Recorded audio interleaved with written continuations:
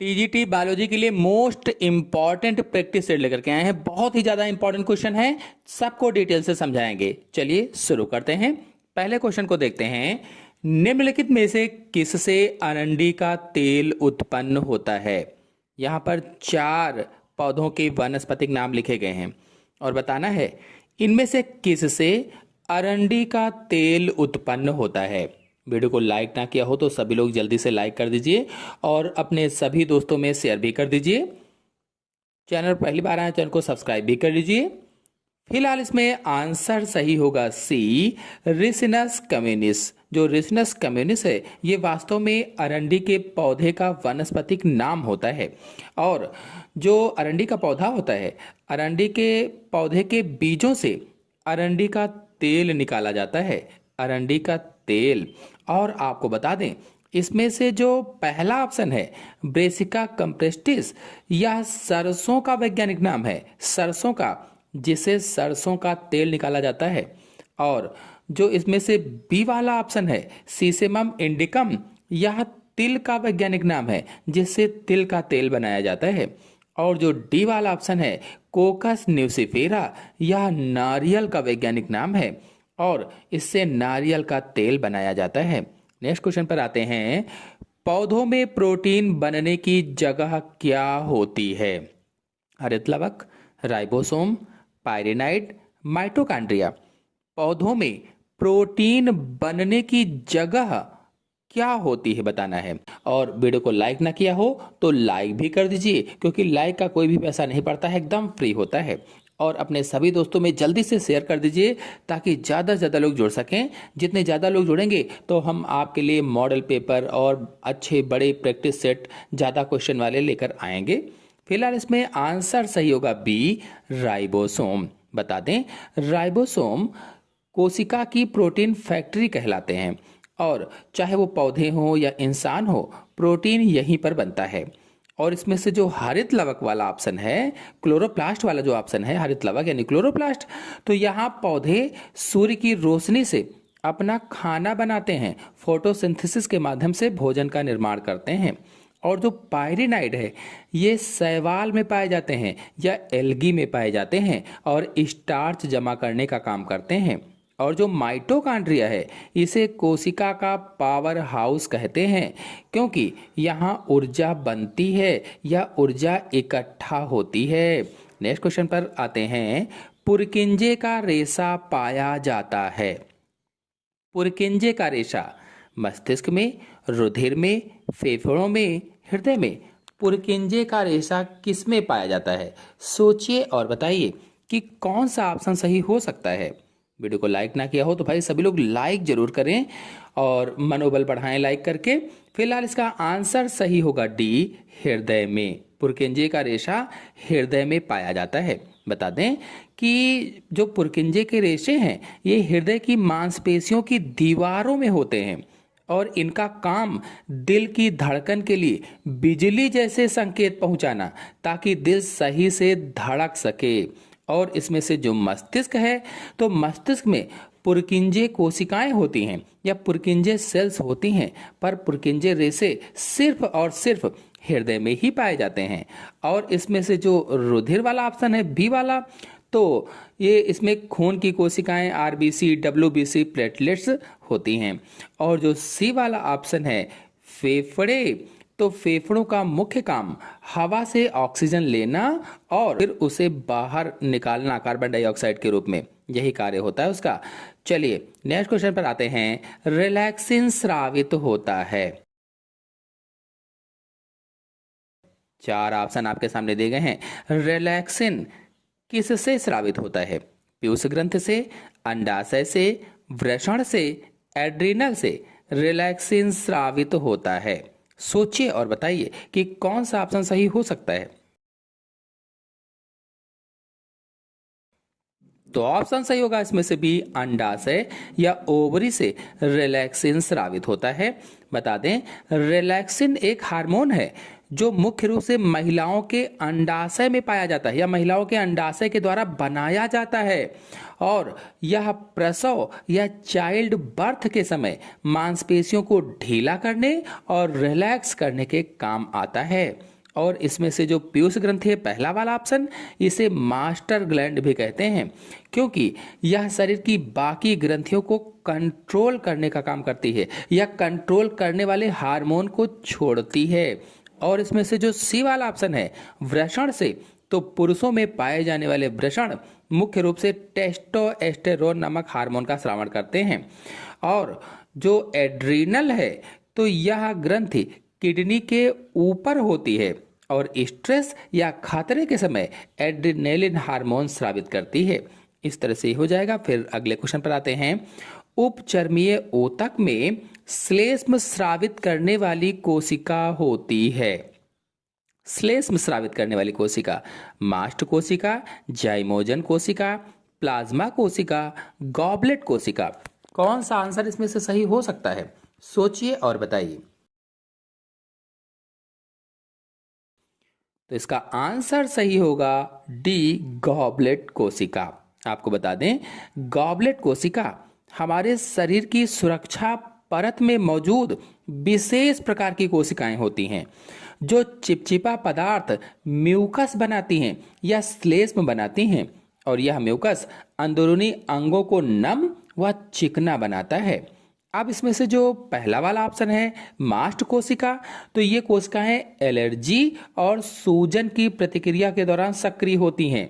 अब इसमें से जो बी वाला ऑप्शन है जाइमोजन कोशिका, तो ये पेट में पाई जाती हैं और ऐसे एंजाइम बनाती हैं जो खाना पचाने में मदद करते हैं। और इसके बाद में जो इसमें से सी वाला ऑप्शन है प्लाज्मा कोशिका, ये हमारे इम्यून सिस्टम का हिस्सा होती हैं जो बीमारियों से लड़ने के लिए एंटीबॉडीज का निर्माण करती हैं या एंटीबॉडी बनाती हैं। तो अगले क्वेश्चन पर आते हैं। पॉलीटीन गुणसूत्र की खोज हुई। पॉलीटीन गुणसूत्र की खोज, सोचिए और बताइए कि कौन सा ऑप्शन सही हो सकता है। पॉलीटीन गुणसूत्र की खोज, 4 ऑप्शन आपके सामने दिए गए हैं। मक्खी में, कायरोनोमास में, ड्रोसोफिला में, क्यूलेक्स में। कौन सा आंसर सही होगा? सोचिए और बताइए। पॉलीटीन गुणसूत्र की खोज, तो आंसर सही होगा इसमें से भी कायरोनोमास में। बता दें कि जो पॉलीटीन है ये बहुत बड़े आकार के गुणसूत्र होते हैं और इनकी खोज सबसे पहले बालबियानी ने कायरोनोमास नाम के कीट के लार्वा की लार ग्रंथियों में की थी। कीट के लार्वा की लार ग्रंथियों में। और नेक्स्ट क्वेश्चन पर आते हैं। पोल्ट्री में लिम्फाइड लेन्कोसिस नामक रोग का कारक है। पोल्ट्री में लिम्फाइड लेन्कोसिस नामक रोग का कारक बताना है। सोचिए और बताइए कि कौन सा ऑप्शन सही हो सकता है।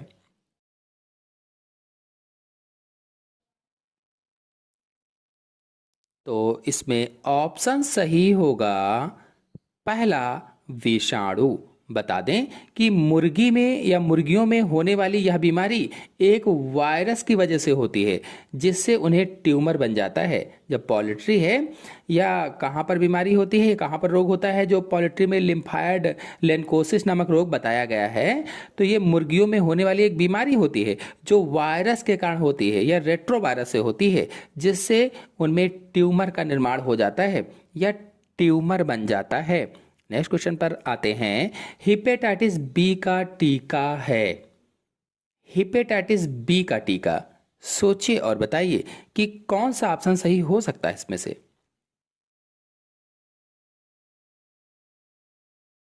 तो आंसर से होगा इसमें से बी, द्वितीय पीढ़ी का टीका।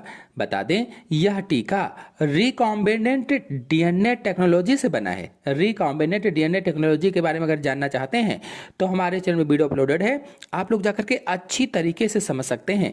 वहां पर डिटेल से मैंने समझाया हुआ है चित्र सहित रिकॉम्बिनेंट डीएनए टेक्नोलॉजी क्या होती है, रिकॉम्बिनेंट डीएनए कैसे बनाया जाता है, सब कुछ डिटेल से जाइए समझिए। फिलहाल आपको बता दें कि इसमें पूरे वायरस का इस्तेमाल ना करके सिर्फ उसके एक हिस्से का उपयोग किया जाता है, इसीलिए इसे सेकेंड जनरेशन वैक्सीन भी कहते हैं। Second generation vaccine. Next question पर आते हैं। कौन सा लक्षण केवल स्तनधारी वर्ग में पाया जाता है? 4 ऑप्शन आपके सामने दिए गए हैं। इनमें से कौन सा ऐसा लक्षण है जो केवल स्तनधारी वर्ग में पाया जाता है? सोचिए और बताइए कि कौन सा आंसर सही हो सकता है।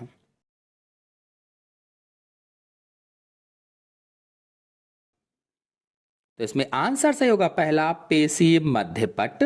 पेशी मध्यपट यानी डायाफ्राम आप कह सकते हैं। तो बता दें आपको कि स्तनधारियों की सबसे बड़ी पहचान उनका डायाफ्राम होती है या मस्कुलर डायाफ्राम होती है, जो छाती और पेट के बीच की मांसपेशी होती हैं और सांस लेने में मदद करती हैं। हालांकि 4 प्रकोष्ठ वाला हृदय भी होता है, पर वह पक्षियों और कुछ मगरमच्छों में भी मिल सकता है। नेक्स्ट क्वेश्चन है, जीनी इंजीनियरिंग में कौन सा एंजाइम जैविक कैंची का कार्य करता है? जीनी इंजीनियरिंग में कौन सा एंजाइम जैविक कैंची का कार्य करता है, बताना है। सोचिए और बताइए कि कौन सा ऑप्शन सही हो सकता है।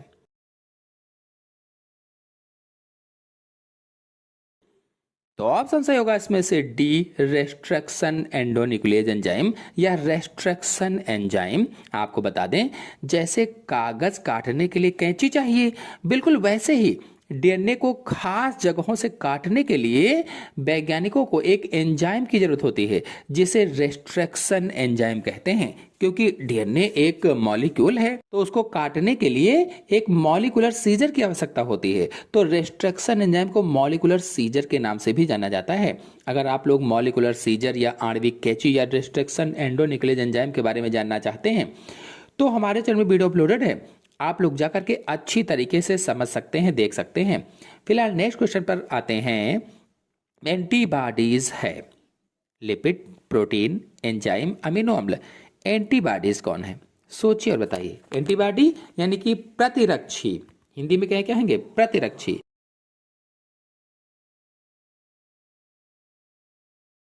तो आंसर सही होगा इसमें से भी, प्रोटीन। बता दें कि एंटीबॉडीज हमारे शरीर की सुरक्षा गार्ड होती हैं। सुरक्षा गार्ड, जब बाहर से कोई वायरस या बैक्टीरिया हमला करता है, तो हमारा शरीर इनसे लड़ने के लिए खास तरह की प्रोटीन बनाता है, जिन्हें इम्यूनोग्लोबुलिन कहते हैं। इम्यूनोग्लोबुलिन। नेक्स्ट क्वेश्चन पर आते हैं। राइबोफ्लेविन है। राइबोफ्लेविन क्या है? सोचिए और बताइए। Vitamin A, vitamin B2, vitamin C, vitamin B12 riboflavin है। कौन सा आंसर सही होगा? सभी लोग सोचकर अच्छे से रिप्लाई दें। आंसर सही होगा इसमें से भी, राइबोफ्लेविन विटामिन B2 है। बता दें, राइबोफ्लेविन विटामिन B कॉम्प्लेक्स का ही हिस्सा है, जिसे हम विटामिन B2 कहते हैं। यह हमारे शरीर में ऊर्जा बनाने और कोशिकाओं के सही कामकाज के लिए बहुत ज़्यादा जरूरी होता है, और इसकी कमी से होंठ फटने लगते हैं, त्वचा संबंधी अन्य समस्याएं भी हो जाती हैं। नेक्स्ट क्वेश्चन है। ई कोलाई में सहलंगता समूह की संख्या होती है 1, 2, 4, 6। कितनी होगी? सोचिए और बताइए।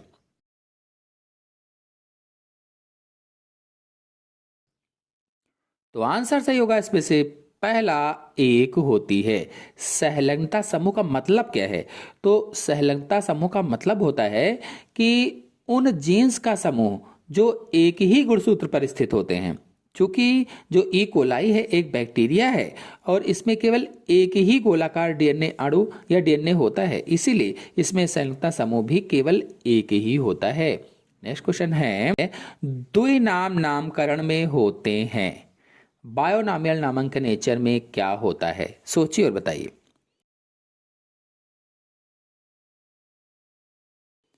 आंसर सही होगा इसमें से पहला, जीनस तथा स्पेसीज यानी वंश और जाति।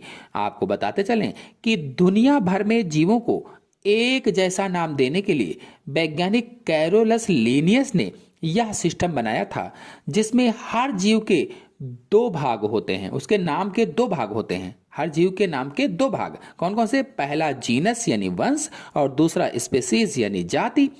जैसे इंसान का वैज्ञानिक नाम होमो सेपियंस है, तो इसमें होमो जीनस है और सेपियंस स्पेसीज होती है। नेक्स्ट क्वेश्चन है, जीन्स पाए जाते हैं राइबोसोम, लाइसोसोम में, गुणसूत्र में, स्फीरोसोम में। जीन्स किस में पाए जाते हैं? तो आंसर से होगा इसमें से सी, गुणसूत्र में।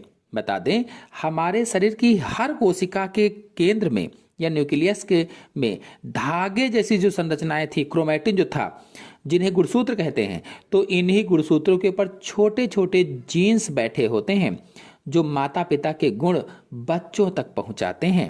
नेक्स्ट क्वेश्चन है, मानव भ्रूण सुरक्षित रहता है एमनियोटिक गुहा में, पेरिटोनियल गुहा में, प्लूरल गुहा में, एलेंटायस में। मानव भ्रूण सुरक्षित रहता है, किसमें सुरक्षित रहेगा? सोचिए और बताइए कि कौन सा ऑप्शन सही हो सकता है।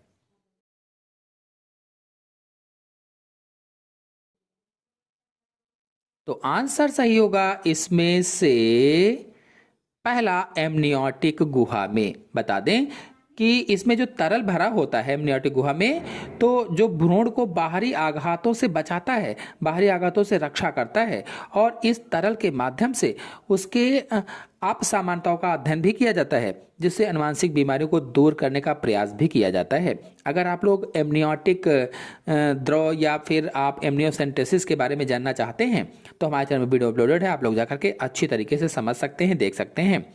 नेक्स्ट क्वेश्चन है, प्रोटीन का पाचन होता है। प्रोटीन का पाचन कहाँ होता है? सोचिए और बताइए। प्रोटीन का पाचन होता है कहाँ होगा? इलियम में, मलाशय में, ग्रहणी में, आमाशय में।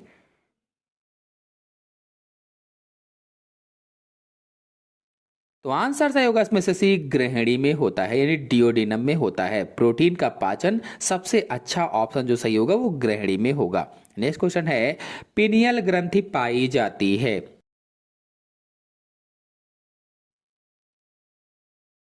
कौन सा आंसर सही हो सकता है? सोचिए और बताइए।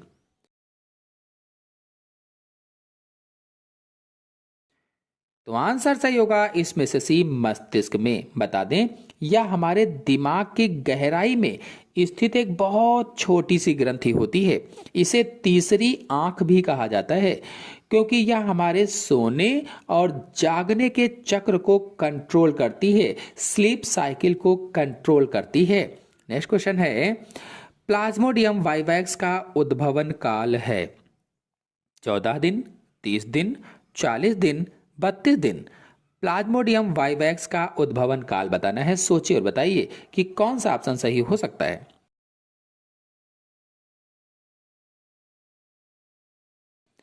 तो ऑप्शन सही होगा इसमें से पहला, 14 दिन। बता दें, उद्भवन काल का मतलब है कि जब वह मच्छर के काटने के बाद शरीर में मलेरिया के लक्षण पहली बार दिखाई देते हैं, यानी वह समय जब मच्छर के काटने के बाद शरीर में मलेरिया के लक्षण पहली बार दिखाई देते हैं, उसे उद्भवन काल कहा जाता है। और प्लाज्मोडियम वाइवैक्स यानी मलेरिया फैलाने वाला जो परजीवी होता है उसको प्लाज्मोडियम वाइवैक्स कहते हैं।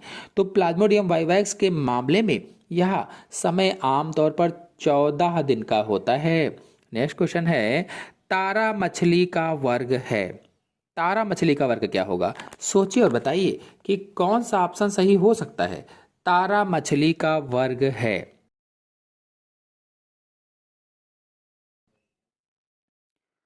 तो आंसर सही होगा इसपे से बी, एस्टेराइडिया। जो तारा मछली का वर्ग है वह एस्टेराइडिया है। बता दें कि स्टार फिश असल में मछली नहीं है, यह इकाइनोडर्मेटा संघ का हिस्सा है और इसके तारों जैसे आकार के कारण इसके वर्ग का नाम एस्टेराइडिया रखा गया है। नेक्स्ट क्वेश्चन है, कास्ट जाल का प्रयोग किसको पकड़ने के लिए होता है? कास्ट जाल का प्रयोग, सोचिए और बताइए कि कौन सा ऑप्शन सही हो सकता है।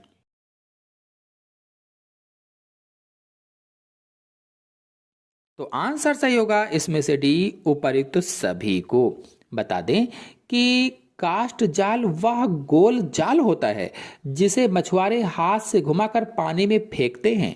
इसका उपयोग समुद्र, नदियों और खाड़ियों हर जगह मछलियों को पकड़ने के लिए किया जाता है। नेक्स्ट क्वेश्चन है, एंटी सीरम में क्या होता है? एंटी सीरम में सोचिए और बताइए कौन सा ऑप्शन सही हो सकता है? एंटीजेंस, एंटीबॉडीज, श्वेत कणिकाएं, इनमें से कोई नहीं।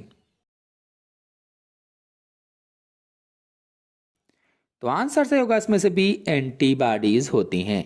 बता दें, जब किसी बीमारी से लड़ने के लिए शरीर में पहले से तैयार रक्षक डाले जाते हैं या एंटीबॉडी डाली जाती है तो उस तरल को एंटी सीरम कहते हैं और यह जहर या इन्फेक्शन के खिलाफ तुरंत असर करता है। नेक्स्ट क्वेश्चन है, निम्न में से कौन सा उत्परिवर्तन आनुवांशिक नहीं है? Genetic, gametic, somatic, germinal. कौन सा उत्परिवर्तन आनुवांशिक नहीं है? सोचिए और बताइए। आंसर सही होगा इसमें से सी, सोमैटिक। आपको बता दें, अगर शरीर की आम कोशिकाओं में जैसे हाथ या पैर की त्वचा में, तो आम कोशिकाओं में कोई बदलाव या म्यूटेशन होता है तो वह अगली पीढ़ी में नहीं जाता। इसे सोमैटिक म्यूटेशन कहते हैं। जो बदलाव शुक्राणु या अंडे में होते हैं केवल वही आनुवांशिक होते हैं। नेक्स्ट क्वेश्चन है, अंड जनन में जब अंडाशय से द्विगुणित कोशिका में अर्धसूत्रण होता है तो परिणाम स्वरूप कितने अंडे बनते हैं? 1, 2, 3, 4। कौन सा ऑप्शन सही हो सकता है? सोचिए और बताइए।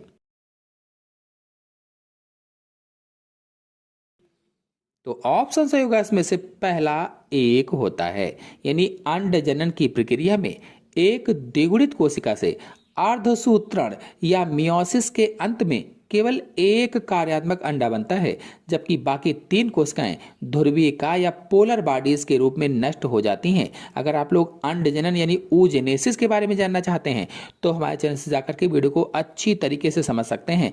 चित्र सहित डिटेल से मैंने समझाया हुआ है। इसी तरह से स्पर्मेटोजेनेसिस के बारे में भी जानना चाहते हैं तो वो भी अपलोडेड है, जाकर के आप देख सकते हैं। नेक्स्ट क्वेश्चन पर आते हैं, तंबाकू के धुएं में होता है। तंबाकू के धुएं में क्या होता है? सोचिए और बताइए।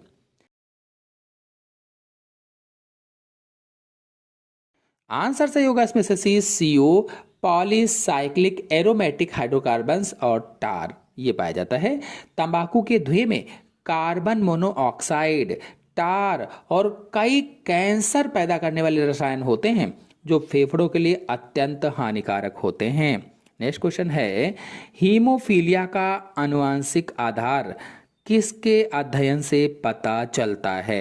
DNA अनुक्रम से, युग्मनज के गुणसूत्रों से, पारिवारिक वंशावली, जन्म पूर्व जीन उत्पाद में। कौन सा ऑप्शन सही होगा? सोचिए और बताइए।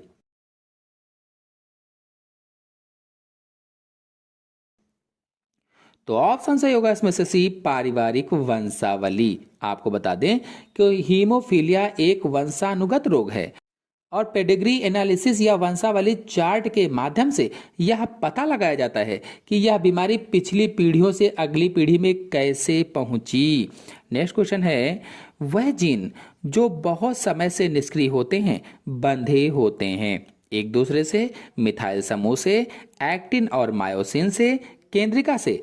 कौन सा ऑप्शन सही हो सकता है? सोचिए और बताइए। आंसर सही होगा इसमें से बी, मिथाइल समूह से। यानी कि जब DNA पर मिथाइल समूह जुड़ जाता है तो वह जीन ऑफ या निष्क्रिय हो जाता है और प्रोटीन नहीं बना पाता। नेक्स्ट क्वेश्चन है, मनुष्यों के शुक्राणु कोशिका गति करती है सीलियम द्वारा, फ्लैजिलम द्वारा, आधारीय काय द्वारा, रोम द्वारा। किसके द्वारा गति करेगी? सोचिए और बताइए। आंसर सही होगा इसमें से बी, फ्लैजिलम के द्वारा। शुक्राणु के पीछे एक लंबी पूंछ जैसी संरचना होती है जिसे फ्लैजिलम कहते हैं। फ्लैजिलम या चाबुक की तरह हिलकर शुक्राणु को आगे बढ़ने में मदद करती है। नेक्स्ट क्वेश्चन है, किस वर्गीकरण की श्रेणी में ऐसे जीवधारी आते हैं जो एक दूसरे से कम मिलते जुलते हैं। सोचिए और बताइए कि कौन सा आंसर सही हो सकता है। तो आंसर सही होगा इसमें से पहला, वर्ग या क्लास। तो अगर आप लोग वर्गीकरण पर वीडियो देखना चाहते हैं तो हमारे चैनल में वीडियो अपलोडेड है। अगर आप लोग कोई भी प्रोटोजोआ हो, पोरीफेरा हो, सिलेंट्रेटा हो, जितने भी संघ हैं सभी संघों को डिटेल से मैंने विद नोट्स समझाया हुआ है, आप लोग जाकर के डिटेल से समझ सकते हैं। नेक्स्ट क्वेश्चन पर आते हैं, अमीबा निम्नलिखित किस संघ का सदस्य है? Porifera, protozoa, Annelida, Mollusca. Amoeba किस संघ का सदस्य है बताना, सोचिए और बताइए।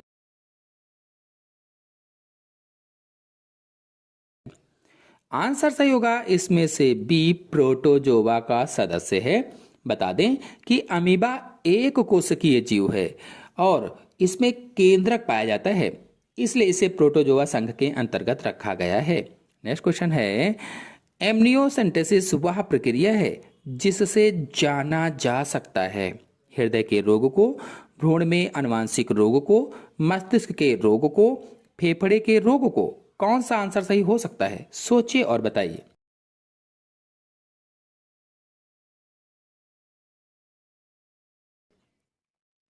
तो आंसर सही होगा इसमें से बी, भ्रूण में आनुवांशिक रोग को। बता दें यह एक ऐसी तकनीक है जिसमें गर्भ में पल रहे शिशु के चारों ओर मौजूद तरल यानी एमनियोटिक फ्लूइड की जांच करके गुणसूत्र विकारों या आनुवांशिक बीमारियों का पता लगाया जाता है। नेक्स्ट क्वेश्चन पर आते हैं, आर्केंटरॉन का बनना प्रारंभ होता है मोरोला से, ब्लास्टुला से, प्रारंभिक न्यूरोला से, प्रारंभिक गैस्ट्रुला से। कौन सा आंसर सही हो सकता है? सोचिए और बताइए।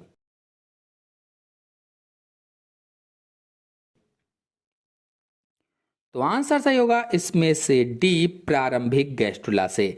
आपको बता दें कि आर्केंटरॉन क्या है, तो भ्रूण विकास के दौरान गैस्ट्रुला में एक गुहा बनती है जिसे आर्केंटरॉन कहते हैं। जब भ्रूण का विकास होता है तो भ्रूण विकास के दौरान गैस्ट्रुला में एक गुहा बनती है जिसे आर्केंटरॉन कहते हैं, और बाद में गैस्ट्रुला में पाई जाने वाली गुहा बाद में क्या बन जाती है? आहार नाल बन जाती है, आहार नाल। तो आशा है आपको आज के सभी क्वेश्चन अच्छी तरह से समझ में आ गए होंगे। आ गए हों तो वीडियो को लाइक कीजिए, अपने सभी दोस्तों में शेयर कर दीजिए। चैनल पहली बार आए हैं तो चैनल को सब्सक्राइब करके बेल आइकन को भी प्रेस कर लीजिए ताकि जब भी मैं वीडियो डालूं उसकी नोटिफिकेशन आपको सबसे पहले प्राप्त हो जाए। धन्यवाद।